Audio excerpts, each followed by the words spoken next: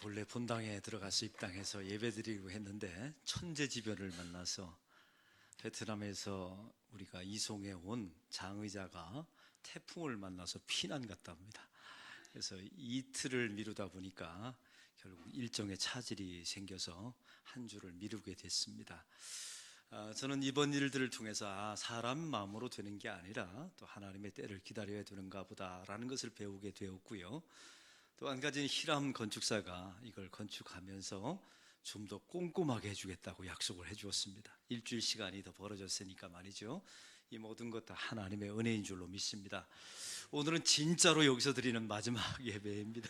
우리 다 같이 주보를 드셔서 우리 체육관에 있는 한 600여 명의 성도들이 있고 이 자리에 한 300여 명의 성도들이 있습니다. 함께 할렐루야로 서로 인사하겠습니다. 할렐루야. 우리 6층에 있는 성도들에게 잘 여러분의 얼굴이 보여졌으리라고 믿습니다. 또 새로운 공간 이따 예배 마치시면 한번 구경 가보시기 바랍니다. 장의자만 아직 안 들어왔는데 너무 근사한 공간이 준비되어 있습니다. 여러분이 아시는 동숭교회 담임 목사님이 서정호 목사님이십니다. 부산의 양종교회에서 목회를 하시다가 서울로 임지를 옮겨가신 목사님이시죠. 이분이 당신 자신이 예수를 믿게 된 계기를 이렇게 간증하는 것을 들어본 적이 있습니다.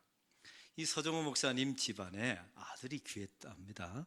근데 그 어머니가 독실한 불교 신자였다네요. 절에 가서 100일 불공을 하고 낳은 아들이 서정호 목사님이신 겁니다. 목사를 절에 가서 불공해서 목사가 될 줄 모르고 이제 낳은 거죠. 근데 이 서정호 목사님이 시골교회에서 이제 시골에 살았는데 그 시골 마을에 교회에서 항상 주일이 되면 종을 쳤나 봅니다. 땅그랑 종을 치는데 그 어린 나이에 서정호 목사님 마음속에 이런 생각이 들더라 합니다. 종이 한 번 울릴 때마다 내가 저곳에 있어야 되는데, 두 번 울리면 내가 저곳에 있어야 되는데 라는 불길한 생각이 어렸을 때 들더라는 거예요. 그렇게 성장해서 어느 순간에 전도를 받게 되고 예수를 믿게 되어서 오늘의 목사가 되었다는 이야기입니다. 여러분, 이야기를 들으면서 뭔가 느껴지는 게 있지 않습니까? 하나님께서 구원하기로 예정하고 선택된 백성들은 필연적으로 어떤 방법으로도 구원해 내신다는 하나님의 약속이 담겨져 있습니다. 할렐루야. 우리 교회 새신자들을 보면 기가 막힌 사연들이 있는데 두 가지만 소개합니다.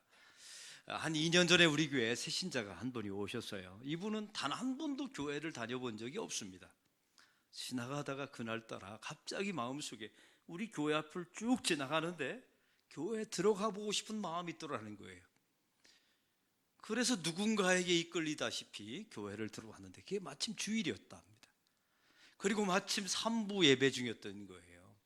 그 예배를 드리다가 강력한 성령의 역사가 눈물이 터져 나오고 주체할 수 없는 눈물이 터져 나와서 이분이 예수를 믿기로 결정하고 우리 교회에 등록을 했어요. 그분이 저에게 뭐라고 말한 줄 아세요? 목사님, 이게 접신한 게 맞습니까? 그러더라고요. 그래서 제가 맞다고, 하나님과 만났으니까 접신이지 하면서 우리 교회에 등록한 일들이 있었습니다. 하나님의 섭리가 기가 막히지 않습니까? 또한 우리 교회에 또 두 번째 특이한 사건이 있었습니다. 우리 교회 전면에 보면 이 구건물을 허물기 전에 예수님의 환히 웃는 얼굴이 있었어요. 기억나십니까? 그 예수님의 환한 웃는 얼굴을 보고 우리 교회에 등록한 교인이 있어요. 이분도 예수를 안 믿은 분이십니다. 지나가다가 그날따라 힘든 일이 있었나 봐요. 지치고 힘들고 무시받고 아주 절망적인 마음이 있었는데 지나가다가 그 예수님 사진을 딱 본 거예요. 근데 그 사진 속의 얼굴이 자기에게 이런 말을 하는 것처럼 들렸답니다. 나는 네가 참 좋다. 이런 메시지로 이분이 사진을 본 거예요. 그래서 우리 교회에 등록했지 않습니까? 여러분, 기가 막히잖아요. 이렇게 신비한 방법으로 당신의 필연적으로 구원할 백성들을 인도해 내신다는 사실이죠. 그 일이 있은 후에 얼마 전에 우리 교회가 이제 본당 앞에다가 새로운 건물에 예수님 웃는 얼굴을 새겨놓기로 했었어요. 저에게 편지가 왔습니다. 목사님, 우리 개신교는 우상숭배를 하지 말라고 했는데 어떻게 담임 목사님이 되셔서 우상숭배를 조장합니까? 이런 편지가 무명으로 저에게 왔더라고요. 제가 이게 이름이 없기 때문에 답변할 수가 없어서 이 설교를 빌어서 제가 답변을 합니다. 우리 교회는 그 사진 속에 있는 예수님을 보고 우상 숭배할 수준은 이미 넘어선 교회라고 믿습니다. 제가 그 사진을 설치하게 된 두 가지 이유가 있어요. 첫 번째는 세상 웃을 일이 없으니까 한번 웃고 살라고요. 그리고 언젠가 저와 여러분이 천국 가서 예수님을 얼굴과 얼굴로 마주보면 우리 예수님께서 꼭 이러실 것 같아요. 활짝 웃는 얼굴로 우리에게 다가오셔서 나는 네가 참, 그 다음 말 안 하세요? 나는 네가 참 좋다. 저는 이렇게 말씀하시라고 저는 믿습니다. 우리 교회 이걸 외부에 이제 설치할 수 없는 상황이 되어서 실내에다가 이제 설치했어요. 다음 주에 보세요. 얼마나 큰 예수님 웃는 얼굴이 딱 있는지 몰라요. 본당 입구에 있어요. 이게 불이 들어오면 더 멋있거든요. 업자가 저한테 연락이 왔어요. 목사님, 예수님 웃는 사진을 크게 넣었는데 옆에 좀 허전합니다. 글자 좀 넣어주세요. 그러더라고요. 제가 뭐라고 넣을게요? 나는 네가 참, 그렇게 써놨어요. 아마 그 새신자 그거 보면 기분 너무 좋을 거예요. 자기가 말했던 멘트가 거기에 우리 교회 대문짝만하게 써 있으니까 말이죠. 저는 이 사건을 보면서 하나님께서 구원하기로 작정한 사람들은 필연적으로 다 어떻게든 찾아내어서 구원하시는 하나님의 은총을 경험하게 됩니다. 오늘 본문은 바로 그런 이야기입니다. 그래서 오늘 성경의 1절은 이렇게 시작합니다. 다 같이 읽겠습니다. 나는 참 포도나무요 내 아버지는 농부라. 아멘. 우리 예수님께서 말씀하십니다. 나는 참 포도나무고 내 아버지는 농부시라. 5절은 말합니다. 나는 포도나무요 너희는 가지다 라고 말씀하세요. 이 요한복음에 보면 에고 에이미, 나는 무엇이다 라는 게 7가지가 나와 있습니다. 나는 생명의 떡이다. 나는 세상의 빛이다. 나는 양의 문이다. 나는 선한 목자다. 나는 부활이요 생명이다. 나는 길이요 진리요 생명이다. 그리고 나는 참 포도나무다. 이 7가지가 나와 있는데 오늘 그게 마지막 번째입니다. 여러분, 이 7가지의 예수님의 자기 자신의 정체성을 말하는 단어를 주의 깊게 보시면 이게 한 문장으로 압축된다는 사실을 알게 돼요. 나는 무슨 떡이라고요? 생명의 떡입니다. 세상의 빛입니다. 예수님의 빛이 비추면 그 사람에게 생명이 주어지게 되죠. 예수님이시라 하는 양의 문을 들어가야 생명을 얻는 것입니다. 나는 부활이요 생명이라고 말씀하셨어요. 나는 길이요 진리요 생명이라고 말씀하셨어요. 여러분, 이 전체를 통해서 예수님께서 말씀하시고자 하는 한 단어는 나는 생명이다 라는 단어입니다. 이 말을 저와 여러분에게 바꾸어서 말한다면 나는 반드시 너를 살려낼 것이다. 이게 하나님의 약속의 말씀인 줄로 믿습니다. 사랑하는 성도 여러분, 예수님께서 오늘 본문에 말씀하십니다. 나는 참 포도나무요. 이게 옛날 성경이나 그 어린이 성경에 보면 이렇게 나와 있습니다. 나는 진짜 포도나무요. 그러면 저와 여러분은 무엇이 되는 것입니까? 이걸 한마디로 말하면 저와 여러분은 가짜 포도나무였던 겁니다. 우리는 악한 포도나무였어요.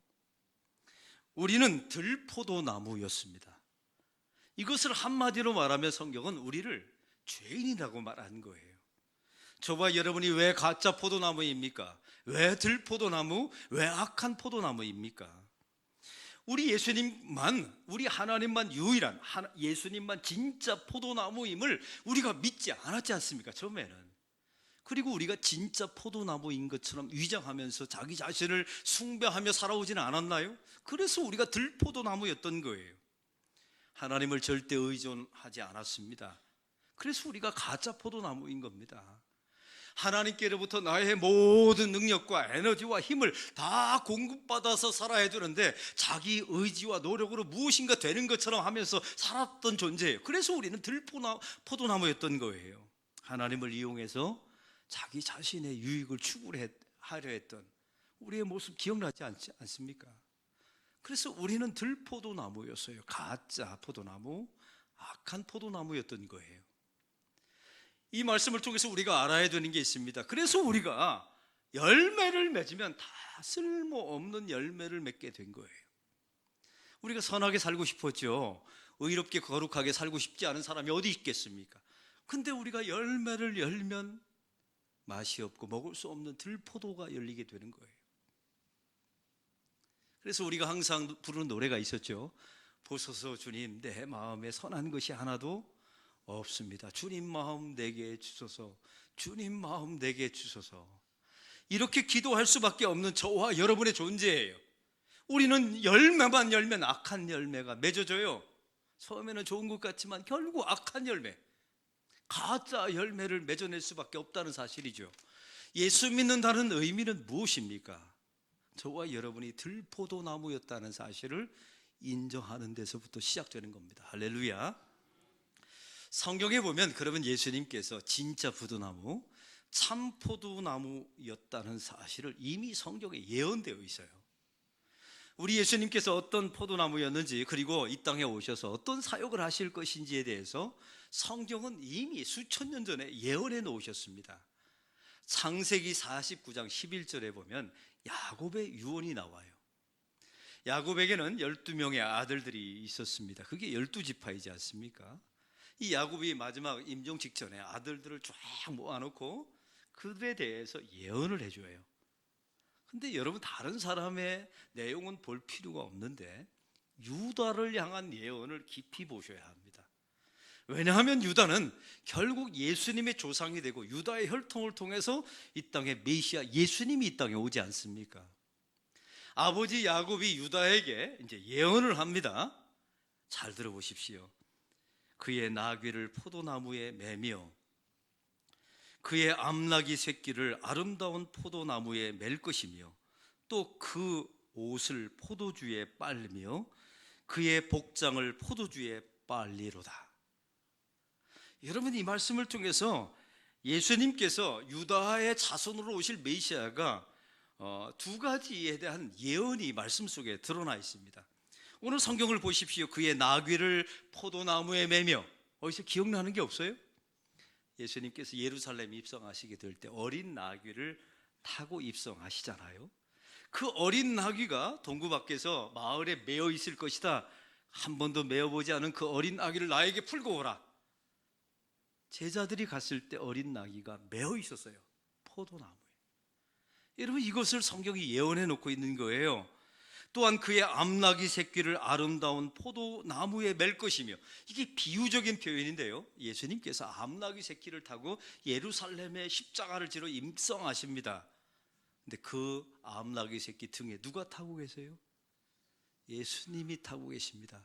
그 예수님이 바로 참 포도나무에 매일 것이며 이 단어였다는 사실이에요. 오늘 말씀을 통해서 예수님께서 그러면 두 번째 예언이 숨겨져 있습니다. 예루살렘에 입성해서 무슨 사역을 할 것인지가 오늘 본문에 나와 있어요. 그 옷을 포도주에 빨며, 또한 성경은 말하죠. 그 복장을 포도주에 빨 것이다 라고 말씀하고 있어요. 이게 그리스도의 순환을 예언했던 내용입니다.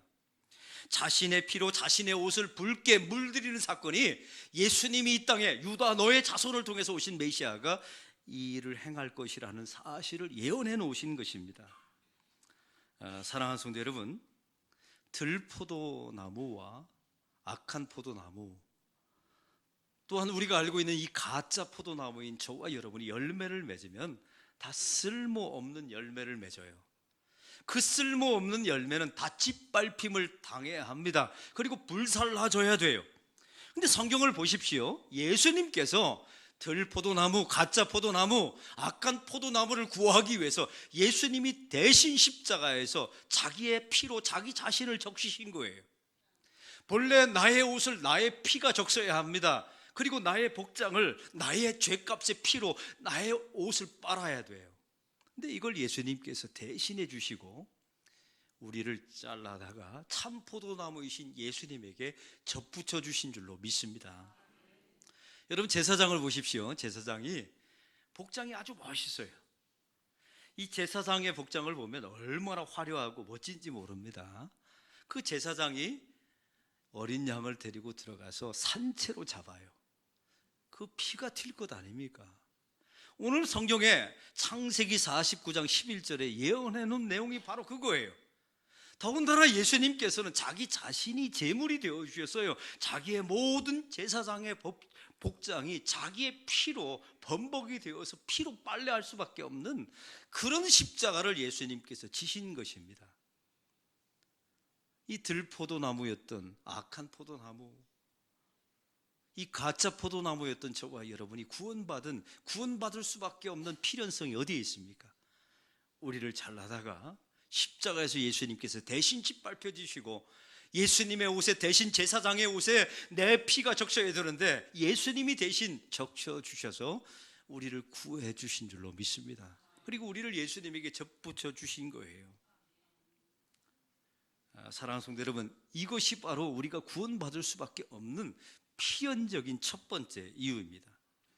근데 성경에 보면 우리 예수님께서 그 다음에 우리가 구원받을 수밖에 없고 은혜 받을 수밖에 없는 필연적인 이유에 대해서 2절에 나와 있습니다. 다 같이 읽겠습니다. 2절입니다.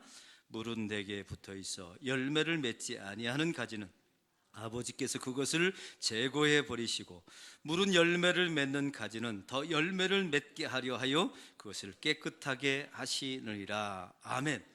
들포도나무, 가짜 포도나무, 악한 포도나무는 베어져서 밟혀야 됩니다. 내 피가 우리의 옷을 적셔야 돼요. 근데 예수님의 십자가 사역을 통해서 우리를 접붙여 주셨죠. 그런데 문제가 있습니다. 우리가 예수님에게 접붙임을 당했지만 열매를 맺어보면 또 안 좋은 열매가 나타나는 거예요. 오늘 성경에 보니까 열매를 맺지 아니하는 가지는 제거해 버리시겠다, 제해 버리시겠다고 오늘 성경에 나와 있어요. 이 말씀은 구원 취소다, 나는 후회한다, 너 지옥 간다, 심판받는다, 열매 없으면 안 된다, 열매를 맺어라, 많이 맺어라, 노력해서 의지해서 많이 맺어야 된다, 이런 메시지가 아닙니다. 이게 원문을 잘못 해석한 거예요. 원문에 보면 제거해 버리다라고 번역된 단어는 헬라어로 아이로입니다. 아이로. 이 아이로라고 하는 단어는 잘라버리다, 죽이다, 심판하다 이런 내용이 아니에요. 우리가 음지에 있다 보면 열매를 못 맺지 않습니까? 그러면 이 아이로라고 하는 단어는 가지를 번쩍 들어 올려 햇볕을 보게 만들다라는 의미예요. 저와 여러분이 이 땅에서 예수님에게 접붙임을 당했습니다. 그리고 하나님의 은혜로 구원받았지요. 열매를 맺으려고 해요. 그러나 쓸모없는 열매가 점점 맺혀지는 거예요. 우리 주님께서 찾아오셔서 말씀하십니다. 너의 책임이다. 열매를 맺지 않았으니 내가 너를 심판할 것이다. 말하지 않는다는 겁니다. 우리 주님께서 이렇게 말씀하신대요. 은혜의 햇빛을 받지 못했기 때문에 열매를 못 맺은 거야. 그래서 우리를 번쩍 들어 올려서 햇볕을 볼 수 있도록 만들어 주시겠다는 겁니다. 할렐루야. 그래서 우리는 구원의 열매, 은혜의 열매를 맺을 수밖에 없어요. 이게 필연적인 겁니다.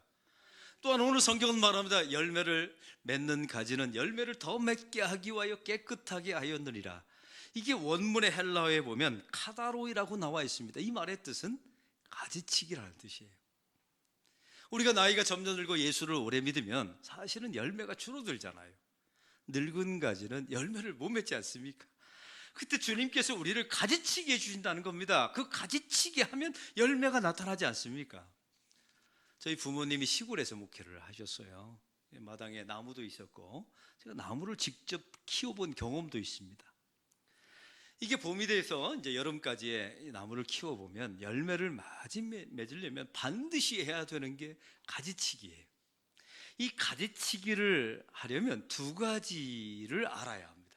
두 가지 원칙을 지켜야 돼요. 여러 가지 씨눈 밑에서 자르는 여러 가지가 있지만 가장 중요한 것은 과감하게 잘라야 돼요. 제가 가지치기를 해볼 때 느끼는 감정이 있어요. 되게 아까워요. 이게 2년 3년 자란 건데 이게 열매 없다고 해서 자르는 게 얼마나 아깝습니까? 그래도 과감하게 잘라야 돼요. 왜요? 늙은 가지, 오래된 가지는 열매를 못 맺으니까요. 또한 두 번째 원칙이 있습니다. 가지를 자를 때는 그냥 마구잡이로 자르는 게 아니에요. 가지를 싹둑 잘라내면서 이게 나중에 어떠한 모습으로 새로운 가지가 날 것인가를 기다리며 기대하면서 잘라야 돼요. 별 감동이 없어요. 제가 보니까 이건 잘라본 사람만이 아는 건데, 제가 우리 교회 마당에 이제 나무가 많습니다. 감나무도 많고 자두나무도 심었고 무화과나무도 있어요. 제가 설레요. 이 봄에 봄만 와라, 내가 가지치기를 싹둑 잘라놔서 많은 열매를 맺게 할 것이다, 이런 소망하는 마음이 있어요. 근데 한편으로는 이런 생각이 드는 겁니다. 가지 입장에서 한번 생각해 봤어요. 잘려지는 가지 입장에서 이 주인이 나를 죽이려 하나 보다 생각하지 않겠습니까? 근데 여러분, 죽이려고 하는 게 아니에요. 오히려 생명을 주고 하니 열매를 맺게 하려 하기 위함입니다. 성도들 가운데 가지가 잘려지는 분들이 계세요. 여러분, 하나님을 오해하시면 안 됩니다. 우리 하나님이 나를 가지치게 하는구나. 이 고통과 질병과 환난을 통해서 하나님께서 나에게 열매를 많이 맺게 해주시겠다는 하나님의 약속인 줄로 믿습니다. 여러분, 우리의 구원의 필연성, 은혜의 필연성이 여기에 있는 거예요. 우리가 열매를 맺지 못하면 은혜의 햇볕으로 주님께서 우리를 인도하실 것입니다. 열매를 맺지 못하면 우리를 가지치기 해서 고통과 환난과 어려움을 통해서 새로운 세상과 새로운 진로와 새로운 비전을 하나님께서 허락해 주실 줄로 믿습니다. 그러면 저와 여러분은 뭘 해야 합니까? 하나님은 우리의 농부십니다. 예수님은 나의 진짜 포도나무세요. 우리는 젖붙임을 받은 가지입니다. 저와 여러분은 도대체 뭘 해야 합니까? 성경은 우리에게 말합니다. 나의 안에 거하라고. 가지는 노력하고 열심히 무엇인가를 할 필요는 없어요.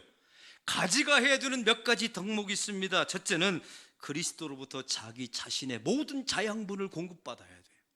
그것만 하면 돼요. 지금까지는 세상으로부터 자양분을 공급받았어요. 세상 사람들의 칭찬과 인정과 사람을 통해서 자양분을 공급받았어요. 그래서 우리가 힘든 거예요. 우리는 그리스도 안에서 젖붙임을 당한 가지입니다. 예수님에게 우리의 자양분을 공급받으십시오. 할렐루야. 그리고 예수님을 오직 나의 유일한 힘으로 삼으셔야 합니다. 그리고 그 가지는 자기 자신을 높이지 않아요. 내가 노력해서 의지로 열매를 맺었다고 가지는 말하지 않습니다. 이 참나무 대신, 참 포도나무 되시는 예수님을 통하여 열매를 맺었다고 고백하죠. 그것만 하면 됩니다. 그러면 하나님께서 필연적으로 구원의 열매, 은혜의 열매를 맺게 해 주실 줄로 믿습니다. 얼마 전에 저희 교회에서 저는 아이들을 만나면 항상 하이파이브를 해요. 우리 교회 미래세대이니까. 초등학교 5학년 되나 봐요. 우리 교회 아이인데 하이파이브를 딱 하니까 신나게 치더라고요. 근데 이 아이가 저한테 특이한 말을 했어요. 목사님을 보면 힘이 납니다 그러더라고요. 이게 애늙은이도 아니고요. 그래서 제가 그 아이를 꽉 껴안아주면서 왜 목사님을 보면 힘이 나는데 했더니 이 아이가 이런 말을 하는 겁니다. 엄마가 이런 말을 했어요. 우리 교회 목사님은 눈도 작고 키도 작은데 하나님이 사용하시면 저렇게 어마어마한 교회도 지어낼 수 있다. 너도 할 수 있다 그러더라는 거예요. 우리 목사님은 키도 작고 눈도 작은데 저렇게 방방곡곡 돌아다니면서 설교하시고 많은 사람들에게 은혜를 끼치는 이 놀라운 일을 하나님이 하시지 않느냐. 하나님이 하시면 너도 할 수 있다 이러더라는 거예요. 아이가 저한테 하는 말이에요. 이 말을 듣는 순간에 기분이 좋기도 하고 약간 이상하기도 하고, 이게 하나님의 입장에서 기분이 좋지만 저는 뭐가 되는 건가 이런 생각이 들었어요. 근데 제 마음속에 이런 확신이 들었습니다. 그 아이의 말이 맞아요. 저는 들포도나무에 불과한 사람이지 않습니까? 악한 포도나무, 가짜 포도나무입니다. 수많은 열매를 맺었지만 다 먹을 수 없는 것, 짓밟힐 수밖에 없는 것, 잘려져서 심판에 처할 수밖에 없는 인생을 살았어요. 근데 우리 주님께서 제가 흘려야 될 피를 대신 흘려주시고 제 옷에 튀겨야 할 저의 피를 예수님이 당신의 피로 빨아주신 겁니다. 할렐루야. 그래서 저를 그리스도에게 접붙여 주신 것이죠. 제가 했던 모든 사역과 일과 말씀은 다 예수 그리스도의 자양분을 통해서 얻어진 결과인 줄로 믿습니다. 그 아이의 말이 맞는 거예요. 그래서 그 아이는 소망을 가져야 돼요. 이 들포도나무일지라도 주님께 들림받아 접붙임 당하면, 우리 예수님께로부터 자양분을 공급받으면, 예수님을 나의 모든 힘으로 삼으면 그 아이도 해낼 줄로 믿습니다. 그건 그 아이가 하는 게 아니에요. 그 아이를 사용하시는 하나님이 하시는 겁니다. 얼마 전에 목회자 세미나가 있었어요. 그때 각 교회마다 자기 사역을 발표하는 시간이 있었네요. 자기 교회 독특한 목회나 어떤 이런 것들을 발표하는 시간이었어요. 제 차례가 되었습니다. 저는 우리 교회를 소개할 때 두 가지를 소개했어요. 첫째는 우리 교회 안에는 아주 좋은 목회 원칙이 있습니다. 그게 뭐냐고 묻더라고요. 여러 목사님들이. 제가 이런 말을 했어요. 어떤 일을 하다가 실패가 있을 때, 문제가 있을 때 그 일을 한 사람의 의도가 악하지 않으면 그 사람에게 책임을 지우지 않는다고. 교회가 책임을 진다고. 여러분, 그래야 교회가 모험을 하고 도전하지 않습니까? 어떤 문제가 있을 때 그 책임 당신이 져라라고 말하면 누가 모험을 하겠습니까? 누가 도전하겠습니까? 이런 원칙이 우리 교회 안에 있습니다 라고 말했고요. 두 번째가 중요합니다.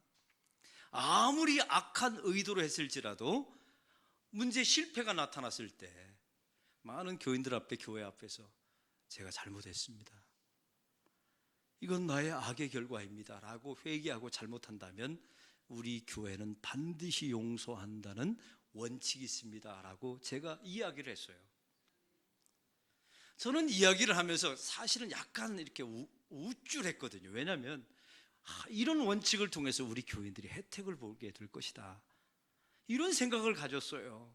근데 그 모임에서 한 원로 목사님이 저한테 이런 말을 하시는 겁니다. 윤 목사님, 당신네 교회 그 두 가지 원칙은 참 좋습니다. 그런데 내가 예언 한 가지 해보겠습니다. 해보십시오 했더니 그 원칙의 혜택을 당신 목사, 담임 목사가 보게 될 겁니다 그러더라고요. 이게 이해가 안 되시나 봐요. 제가 언젠가 반드시 사고 칠 거라는 얘기예요. 그분이 평생 목회를 하다 보니까 알더라는 거예요. 자기도 사고를 많이 쳤다는 사실을. 교인들이 혜택을 보는 게 아니라 당신 그 원칙 때문에 담임 목사인 당신이 회개하고 잘못했다고 말하면 당신 자신이 살 거라고. 나에게는 이런 일이 없을 거라고요? 여러분, 그 사람이 들포도나무입니다. 나는 단 한 번도 실수하지 않을 거라고요? 그 사람이 가짜 포도나무예요.